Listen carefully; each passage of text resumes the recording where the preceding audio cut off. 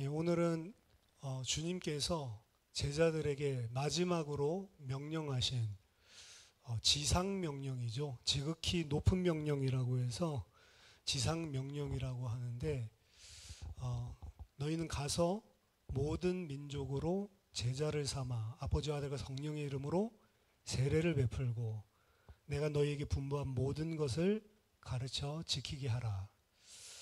많은 선교단체들 그리고 교회들이 그래서 전 세계에 이 복음을 증거하겠다라고 이 지상명령을 붙들고 그렇게 어떻게 보면 순종하고 또 열심을 내는 선교와 전도에 대해서 좀 같이 생각해보고 하나님의 말씀을 좀 상고하는 시간을 가지면 좋겠다라고 생각을 합니다. 왜냐하면 전도와 선교 너무나 중요한 것이고 또 주님께서 명령하신 것인데 사실 오해되어져 있는 부분들이 많습니다. 특히 선교에 대해서 생각을 해보면 어떻게 보면 바르게 하지 않으면 안 하니만 못한 게 선교가 될 수 있습니다. 왜냐하면 복음 자체를 진리 자체를 왜곡시키고 오히려 잘못된 기독교, 잘못된 교회가 세워질 수 있거든요. 선교 현장에 가보면 그래서 안타까운 것들이 많습니다. 오늘날 우리나라 대한민국이 전 세계 가장 많은 선교사들을 보낸다. 미국을 앞섰다. 뭐 이런 이야기들이 21세기 들어오면서 나왔죠. 그런데 과연 가서 바르게 하고 있냐라고 하는 것은 재고를 해봐야 됩니다. 왜냐하면 선교사님들이 파송되어져 있는 각 나라들에 가보면 안타까운 일들이 너무나 많아요. 사실 복음을 위해서 그리스도를 위해서 그 땅을 살리기 위해서 갔으면 마땅히 같이 합력해서 선교 사역을 하면 참 좋은데 선교 현장에서 제일 안 되는 게 합력 사업입니다. 거의 협력해서 안 해요. 마치 경쟁하듯이 하고 그리고 또 어떻게 보면 저 사람이 하는 거는 틀렸고 내가 하는 건 맞다라는 마인드가 있어서 그런지는 몰라도 선교 현장에서 선교사님들끼리 같이 협력해서 사역을 하는 경우가 거의 없습니다. 한 지역에 한 도시에만 1000명이 넘게 들어가 있는 그런 나라도 있어요. 그런데 거기도 각각 제각각이고요. 더더군다나 그곳에서 현지인들 사역을 한다고 한국의 많은 선교팀들을 어떻게 보면 호스팅을 하고 와서 보는 이것도 보여주기식이 상당히 많습니다. 그래서 나를 후원해주는 단체나 그리고 교회에서 왔을 때 뭔가 내가 이런 사역을 하고 있습니다 라고 하는 것을 보여주기식 행사를 하고 있는 사람들이 많고요. 건물 세워놓고 육신적인 것들, 선물들 이런 것들 나누어 주면서 어떻게 보면 그냥 구제사역 수준을 넘지 못하는데 그냥 머물러 있는 그런 부분들도 많습니다. 그래서 어떤 집회에 가면 뭐 치약을 주는데 어떤 집회에 가면 뭐를 주더라. 이제 이런 것들 가지고 사람들을 모으고 이런 행태들도 많습니다. 1992년도인가요? 소련이 붕괴하고 나서 공산권 국가에 소련도 그렇고 러시아죠. 그리고 중국도 그렇고 수많은 선교사들이 들어갔는데 그 사역들이 사실은 어떻게 보면 올바른 사역을 못한 경우가 많습니다. 그래서 경제적, 물질적으로 너무 치우쳐 있는 이런 사역을 하다가 현지인들에게 빈축을 사기도 하고 제대로 된 어떻게 보면 주님께서 오늘 제자들에게 명령하신 그런 선교들이 안 일어나는 경우들이 많고요. 결국 그런 곳은 부작용이죠. 이제 절대로 한국 선교사들 보내지 마라. 이렇게 결의를 하는 지역까지 있을 정도로 심각합니다. 그래서 전도와 선교를 어떻게 하는 것이 바르게 성경적으로 하냐 고민할 필요가 틀림없이 있는 거죠. 먼저는 전도와 선교는 사람이 하는 일이 아니고 내가 하는 일이 아니고 하나님이 하시는 일이다라고 하는 것을 분명하게 인식할 필요가 있습니다. 많은 전도, 선교를 하더라도 이건 하나님이 하신 것이지 내가 한 게 아니다. 이 부분이 선명하지 않으면 결국에는 그 열매가 다 나의 의가 되어버리고 맙니다. 마치 내가 한 것처럼 국내에서도 그렇죠. 그래서 전도를 많이 하는 사람들, 열매가 많은 사람들, 내가 했다라고 착각해서 어떻게 보면 교만한 사람들도 많이 있습니다. 다 그런 것은 아니지만 하나님이 하신 거잖아요. 사실 전도와 선교만큼은 내 힘과 능력으로 할 수 없는 겁니다. 왜냐하면 죄 가운데 빠져 있고 영적으로 죽어 있는 자를 살리는 게 전도고 선교예요. 내가 어떻게 죽은 영혼을 살릴 수가 있어요? 하나님밖에 할 수 없는 게 전도와 선교거든요. 그래서 어렵다가 아니고 어떻게 보면 불가능한 겁니다. 내가 하려고 하면. 하나님이 하셔야 하는 거죠. 그럼 이 사실을 진짜로 분명히 알고 있다면 나를 통해서 많은 열매가 일어나도 이건 내가 한 게 아니고 하나님이 하신 것이다. 그리고 열매가 일어난다고 해서 교만할 이유가 절대로 없는 것이죠. 또한 내가 하는 게 아니기 때문에 열매가 안 나도 낙심할 필요가 없는 거죠. 근데 우리 열매 안 나면 낙심하고 열매 나면 교만한단 말이에요. 베이스에 뭐가 깔려 있냐면 내가 한다라고 착각하고 있기 때문에 그렇습니다. 우리가 하는 것은 사실은 주님께서 명령하셨으니 거기에 순종해서 하는 것뿐이다. 사실 이거예요. 열매는 누가 하냐? 하나님께서 하시는 겁니다. 그리고 그 열매가 많이 나도 하나님께 영광이고 안 나도 우리는 어디에서 감사해야 되냐면 어떻게 나 같은 사람이 이 주님이 이렇게 소원하시는 일을 하는데 내가 일할 수가 있었냐. 이건 다 하나님이 은혜 주신 거구나. 열매 안 나는 데에서 힘 빠질 이유가 없는 것이죠. 오늘 본문에서 주님께서 제자들에게 마지막에 승천하시기 전에 명령하시는 장면인데요.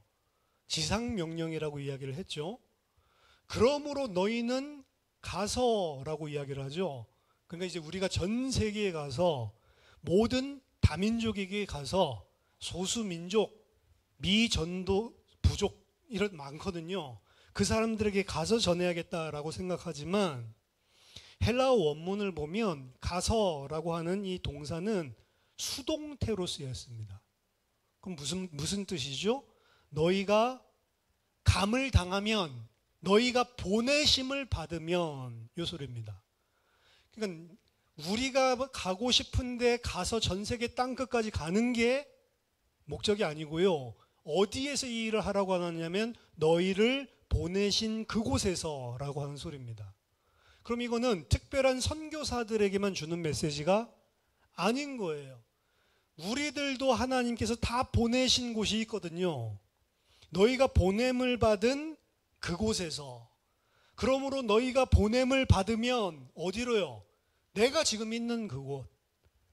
그래서 이거는 특별한 사람이 아니고 예수 그리스도의 모든 제자들, 성도라면 모두에게 주신 주님의 명령입니다. 보냄받는 게 중요한 겁니다. 그래서 전도 선교한다고 돌아다니는 게 중요한 게 아니란 말이에요. 사실 어떻게 보면 돌아다니면서 선교하는 건 될지 모르지만 내가 있는 곳에서는 잘 안 됩니다. 왜 그러죠? 내가 있는 곳에서는 나를 너무 잘 알아요. 나를 모르는 사람에게 가서는 내가 흉내낼 수는 있어도 절대로 내가 사는 곳에서는 흉내내는 거 가지고는 이 사람들에게 영향을 못 주게 되어 있는 겁니다. 그래서 진짜 전도 선교의 가장 중요한 현장은 다른 나라가 아니고 내가 살고 있는 이 지역, 내 가족, 내가 다니고 있는 직장 현장, 나를 알고 있는 이웃들, 내가 살고 있는 이 지역, 이곳이 바로 하나님이 우리를 보내신 곳이란 말이에요. 그곳에 보냄 받았다라고 하는 사실을 분명하게 알아야 됩니다. 그 보냄 받는 것이 사실은 핵심이에요. 왜냐? 이 일은 우리 일이 아니고 하나님의 일이라고 그랬죠. 하나님이 하나님의 일을 하시기 위해서 하나님의 백성을 보내신 것입니다. 그럼 우리 가정에, 내 직장에, 내 지역에 나를 통해 하나님께서 일하시기 위해서 나를 거기다 보내놓은 거예요. 근데 거기는 아무 신경을 안 쓰고 다른 데, 전 세계만 막 생각하고 있다. 사실은 뭔가 가장 본질을 놓치고 있는 것이다 라고 볼 수가 있는 거죠. 로마서 10장에 보면 누구든지 주의 이름을 부르는 자는 구원을 받는데 중요한 것은 믿지 않는데 어떻게 부를 수가 있겠냐.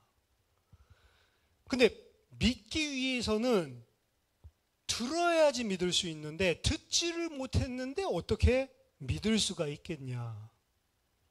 근데 듣지 못한 거는 왜 듣지 못했죠? 말해주는 사람이 없는데 어떻게 들을 수가 있겠냐. 근데 말은 누가 해주냐? 보내심을 받지 않았는데 어떻게 말을 해주겠느냐. 결국에 하나님이 보내신 자를 통해서 말씀을 하게 하고 듣게 만들고 믿게 만들고 주의 이름을 불러서 구원을 받는다. 거꾸로 역순으로 보면 그럼 보내심을 받은 게 가장 첫 번째고요. 보내심을 받은 자가 거기에서 어떤 말씀을 전하고 있냐, 이게 가장 중요한 겁니다. 근데 그 말씀 전하는 거는 두 가지입니다. 하나는 말씀으로 전하는 복음이 있고요. 하나는 삶을 통해서 전하는 복음이 있어요. 근데 이 두 개가 따로따로냐? 아니요. 같이 가는 겁니다. 말씀으로는 복음을 전하는데 삶으로는 복음을 살아내지 못한다. 절대로 딴 데 가서는 역사 일어날지 몰라도 내가 속해 있는 현장에서는 역사 안 일어나요. 왜냐? 이 사람은 하루 만나보면 일주일 만나보면 속을 수 있지만 1년, 2년, 3년 이상 넘어가 보면 이 사람한테 안 속는단 말이에요. 아, 그런 사람이었고 미천 다 드러납니다. 말마다나. 그렇기 때문에 이 사람이 지속적으로 있는 그곳에서 사람들에게 삶을 통해 말씀을 통해 복음으로 영향을 주고 그곳을 뒤집어 놓는다면 그 사람이 진짜 제자인 거예요. 문제는 뭐냐? 보냄받은 곳은 바로 내가 살고 있는 이 땅. 일단 이 인식이 중요하고요. 땅 끝까지 가서 증인이 되리라라고 하니까 땅 끝을 막 가려고 그러는데 내가 있는 곳이 땅 끝이다라고 하는 의식을 분명히 가지고 있어야 됩니다. 그 다음 중요한 것은 그럼 보내심을 받은 이 내 현장 속에서 무엇을 해야 되냐라는 거죠. 오늘 예수님은 보냄을 받으면 그곳에서 뭐 하라고요? 제자를 삼아라. 이건 명령법이거든요. 제자를 만들어라 라고 이야기를 하고 있습니다. 그리고 내가 분부한 모든 것을 가르쳐서 그 사람들로 그 제자들로 하여금 지키게 만들어라 라고 이야기하는 거거든요. 그러니까 이게 사실은 내가 그냥 띡 가가지고 전도 선교할 수 있는 게 아니에요. 내가 있는 곳에서 하지 않으면 불가능한 거다. 전도 선교를 다른 특별한 달란트만 가진 사람들이 한다고 생각을 하는데 물론 맞습니다. 그런 소명과 달란트를 가지고 있는 분도 있습니다. 하지만 모든 성도들, 모든 그리스도를 따르는 제자들은 내가 있는 곳이 전도와 선교를 하는 현장이다. 하나님이 나를 그곳에 파송하셨다라는 개념을 분명히 가지고 있어야 됩니다. 거기서 뭘 해야 되냐? 내용이 중요합니다. 제자를 삼고 내가 너에게 분부한 모든 것을 가르쳐서 지키게 만들어라. 그럼 선교하러 갔는데 왜 아까 전에 실패를 하냐? 사실 내용이 틀린 거예요. 주님이 가르쳐서 지키게 한 것, 제자를 만드는 것, 거기에 대한 내용이 준비가 안 돼 있는 거죠. 혹은 준비를 했더라도 잘못된 내용을 준비하고 가서 사역을 하기 때문에 문제가 있는 거죠.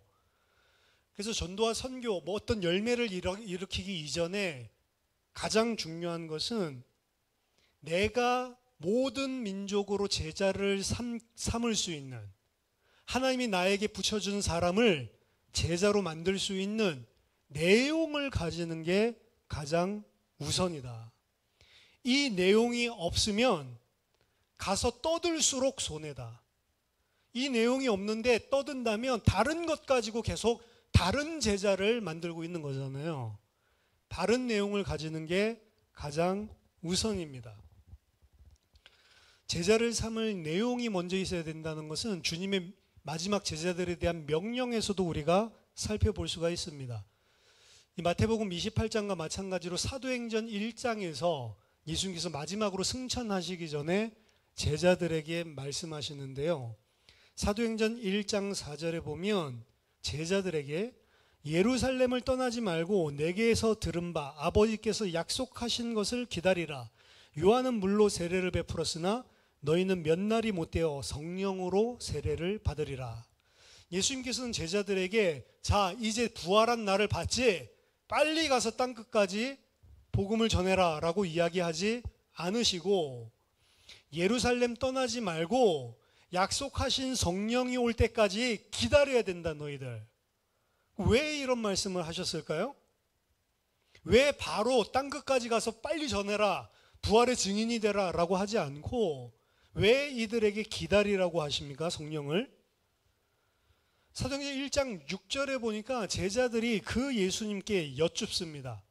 주께서 이스라엘 나라를 회복하심이 이때입니까? 지금 이 제자들이 가지고 있는 이스라엘 나라의 회복은 이제 부활하신 주님이 로마 다 뒤집어 엎고 이스라엘을 회복시킬 겁니까? 이제 시간표가 됐습니까? 이거 물어보고 있는 거거든요. 그러니까 이들이 가지고 있는 그리스도에 대한 관점은 부활하신 주님을 만나고 나서도 여전히 육신적인 그리스도예요. 유대인들이 기다렸던 군사적인 그리스도, 정치적인 그리스도, 로마 이방인들 다 깨부수고 이스라엘 유대 나라를 회복시킬 그리스도. 그러니까 이 상태에 나가서 예수님이 바로 그리스도다. 이 사람들은 무슨 의미를 가지고 하겠어요? 바로 이제 로마 때려부술 때가 됐다. 그렇게 그리스도를 전하면 안 되잖아요. 기다리라는 겁니다. 그래서 왜? 내용이 지금 틀렸어. 마태복음 16장에서 주는 그리스도시요 살아계신 하나님의 아들이십니다. 베드로가 고백을 했을 때에도 주님이 제자들에게 경고하시죠. 내가 그리스도인 것을 아무에게도 말하지 말라. 근데 그때 말은 맞아요. 주님은 그리스도시요 살아계신 하나님의 아들이십니다. 베드로 말은 맞지만 그 다음 21절부터 마태복음 16장 28절까지 보면 베드로가 가지고 있는 그리스도는 십자가를 지고 대속하고 죽었다가 부활하는 그리스도가 아니란 말이에요. 어떤 그리스도죠? 이제 로마 다 때려부술 그리스도. 그러니까 예수님이 공생애 동안에도 제자들에게 절대로 내가 그리스도인 거 말하지 말라라고 하셨습니다. 왜죠? 내용이 틀려서 그래요. 그들이 예수님이 그리스도다 액면적으로 말은 맞는데 그 그리스도의 내용이 하나님이 주신 그리스도랑 제자들이 생각하고 있는 그리스도랑 전혀 다른 것이죠. 우리로 쳐볼까요? 예수 믿으면 병 낫습니다. 병 낫는 사람이 있어요. 근데 예수님 병 낫게 해주셔서 온 분이 아니란 말이에요. 예수 믿으면 경제 문제, 사업 문제 해결됩니다. 그게 지금 가짜 그리스도를 전달하는 거라니까요. 진짜 예수 그리스도는 우리 경제 문제, 돈 문제 해결해 주려고 온 분이 아니잖아요. 돈 문제가 있어도 영원한 생명을 가진 자로 살리기 위해서 오신 거라고요. 그래서 우리는 예수를 진짜 믿으면 돈 문제가 있어도 없어도 괜찮은 자가 돼버리는 거예요. 그런 것들을 다 하나님이 함께 하시는 비밀 가지고 초월해 버린단 말이에요. 잘못된 그리스도관을 가지고 있었기 때문에 약속하신 성령이 오실 때까지 기다려라. 요한복음 16장 13절 14절 보면 진리의 성령이 오시면 그가 너희를 모든 진리 가운데로 인도해 주실 것이고 그가 다른 것을 가지고 하지 않고 내 영광을 너희에게 나타내 보여줄 것이다. 진짜 그리스도의 영광이 무엇인지를 다 보여줄 것이다. 성령이 오시고 나서야 이 사람들이 깨닫는단 말이에요. 베드로가 언제 뒤집어졌냐? 사도행전 2장에 약속하신 그 성령이 오순절 날에 임하고 나서 베드로의 메시지와 보는 눈 다 달라졌습니다. 그 다음부터는 성전 미문에 앉아있는 안진뱅이 거지를 보고 이전 같으면 은과 금으로 도와줬겠지만 은과 금은 내게 없다. 내게 있는 것으로 너한테 주겠다. 나사렛 예수 그리스도. 일어나서 걸은 게 중요한 게 아니에요. 그 사람이 그리스도를 만나고 성전에 들어가서 하나님을 찬양하고 예배하게 됐다고요. 그는 불구자였기 때문에 정결치 못한 부정한 자였기 때문에 성전 미문 앞에 앉아있지 예배를 못 드리는 자였습니다. 근데 그 사람을 살려서 하나님을 찬양하고 예배할 수 있는 하나님의 백성으로 구원시킨 것입니다. 은과 금, 육신적으로 물질적으로 필요한 것, 그게 아니고 당신에게 필요한 것은 예수 그리스도의 이름이다 라고 베드로의 눈이 바뀐 것이죠. 언제? 성령이 임했을 때. 그래서 사도행전 1장 8절에 오직 성령이 너희에게 임하시면 너희가 권능을 받고 예루살렘과 온 유대와 사마리아 땅끝까지 이르러 내 증인이 되어라가 아니고 되리라, 될 것이다. 성령이 임하면 땅끝까지, 그 땅끝이 어디라고요? 내가 있는 현장, 직장, 가정, 지역, 그곳에서 나의 증인이 될 것이다. 우리가 이 내용을, 진짜로 그리스도의 내용을 가지고 있고 진짜로 분부한 모든 것을 내가 먼저 지키고 있을 때 그리스도의 향기가, 그리스도의 복음이 나를 통해서 흘러나가고 전달되게 돼 있는 것입니다. 말로만이 아니고 삶으로 다르다라고 느낀단 말이에요. 어떻게 사람들에게 큰 영향을 줄 건가, 그거 고민할 필요 없습니다. 전도 전략, 전도 방법, 그런 거 없어요. 내가 진짜로 그리스도의 제자로 살기만 해도 돼. 그러면 그리스도인으로 내가 제대로 살면 사실은 나도 모르게 다 전달도 되고 열려야 될 문은 열립니다. 왜? 내 일이 아니고 하나님이 그의 증인들을 통해서 하시는 일이기 때문에 그렇습니다. 그럼 나만 준비되면 되는 게 전도고 선교예요. 내가 무엇을 전해야 되는지, 내가 그리스도의 제자로서 어떤 분부하신 것을 지키면서 살아야 되는지, 그게 내가 내용으로, 삶으로 준비되면 영향을 주게 돼 있는 겁니다. 거창하게 많은 방법들을 할 필요 없습니다. 어떻게 말하죠? 어떻게 잘 말 못해도 돼요, 사실은. 그냥 내가 예수 믿으니까 너무 좋아. 예수 믿으니까 너무 행복해. 예수 믿지 않으면 안 돼. 여기에 대한 것들만 분명하게 가지고 있어도 하나님이 증인들을 통해서 성령이 역사하시면 그 사람을 완전히 뒤집어 놓을 수 있는 게 전도고 선교라니까요. 그래서 바울이 사도행전 17장 보면 바울은 공부 잘한 사람입니다. 철학 공부도 많이 했어요. 사도행전 17장 보면 이 철학의 고장이죠. 아테네에 들어갑니다. 그리스 아테네. 그러니까 거기에 막 철학자들이나 또 종교 사상가들 이런 거 보고 바울이 너무 잘 됐다. 왜? 본인도 철학과 메시지의 일가견이 있으니까. 이래가지고 그때 사도행전 17장에 아레오바고 그 설교한 것들 들어보세요.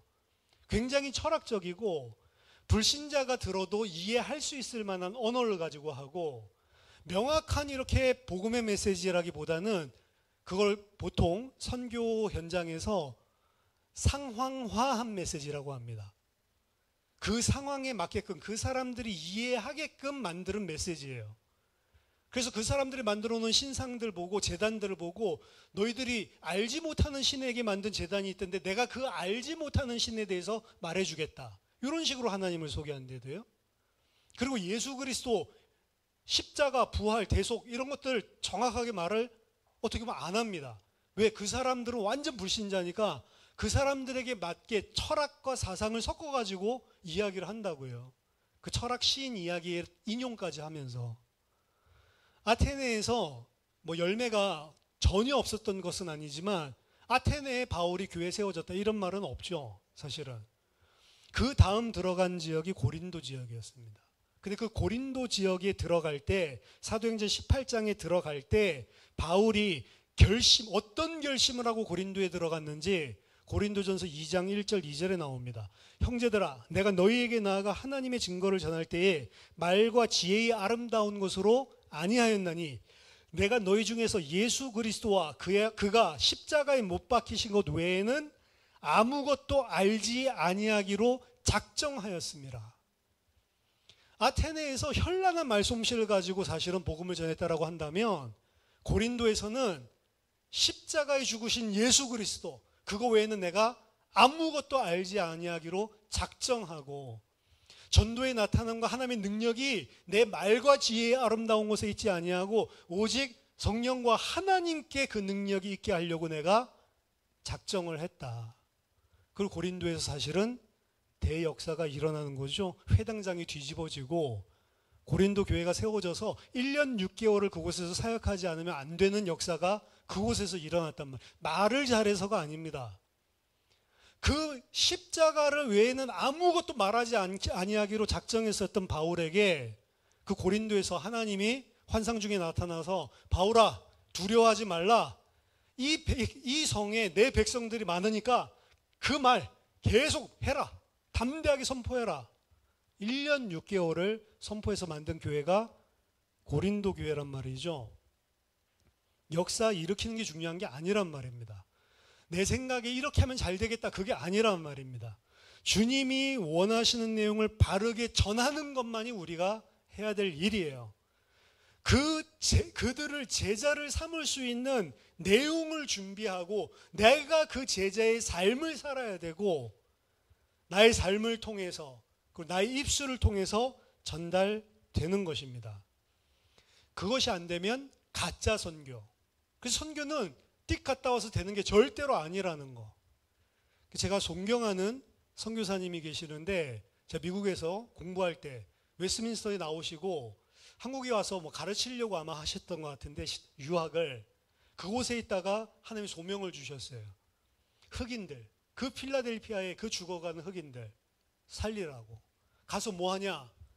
그 오병이어 기적이 있죠. 너희들이 가서 나누어 주어라. 내가 저들에게 가서 먹을 것을 줘야겠다. 딱 그거 하나님의 강한 음성 듣고 그냥 완전히 흑인 빈민가에 들어가서 한국 사람이 혼자 사는 거예요. 흑인들 사이에. 흑인 마을에 가서 걸어다니지도 못합니다. 웬만한 사람들이. 거기는 흑인도 안 사는 지역. 너무 우범 지역이라. 근데 거기 한국 사람이 이사 온 거예요. 그러니까 처음에 이 사람들이 한국 사람이 이곳에 살 리가 없는, 정부 무슨 비밀 요원인가? 이렇게 생각을 했대요. 근데 가서 어떻게 해요, 전도를 거기서. 아무것도 안 하고 6개월 동안 계속 청소만 했대. 너무 마약 팔고 들어온 지역이니까 계속 거리 청소를 했대. 그 거리를 6개월 동안 계속 저 사람 뭔데 청소를 맨날 하고 있지?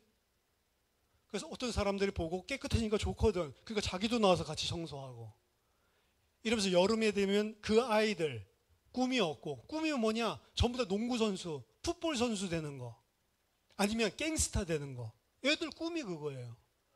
그러니까 이 아이들을 여름에 모아두고 가르치기 시작하고 밥도 먹이고 청소하고 겨울 되면 눈 치워주고 계속 그렇게 몇 년을 사냐? 20년을 넘게 살았어요. 주변 사람들 1년, 2년, 3년 지나면서 다 알았어요. 갱스터들도 다 알았어요. 마약 파는 사람들도. 저기 내 조카가 갔는데 애가 너무 바라지더라. 갱들이 와가지고 나쁜 애들이 그거 여름 성경학교 할 때 못 건드리도록 보호해주고 음료수 사다가 날라주고 그러면서 그들과 함께 뒹굴면서 20년이 넘게 사는 거죠. 그 지역 사람도 이제 이 사람은 알아요.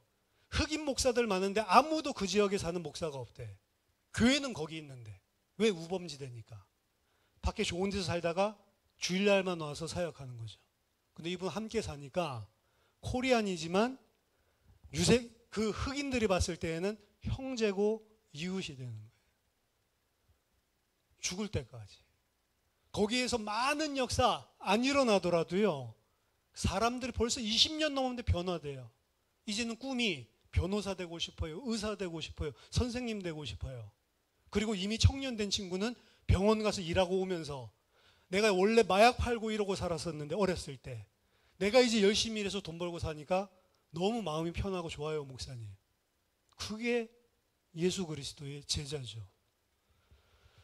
진짜 선교가 무엇인가 바르게 우리가 고민해야 됩니다. 그리고 다른 데 갈 필요 없이 내가 바로 살고 있는 곳이 선교지다.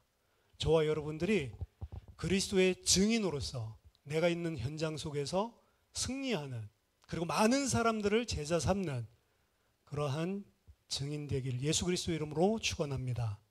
기도하겠습니다. 하나님 아버지 감사드립니다.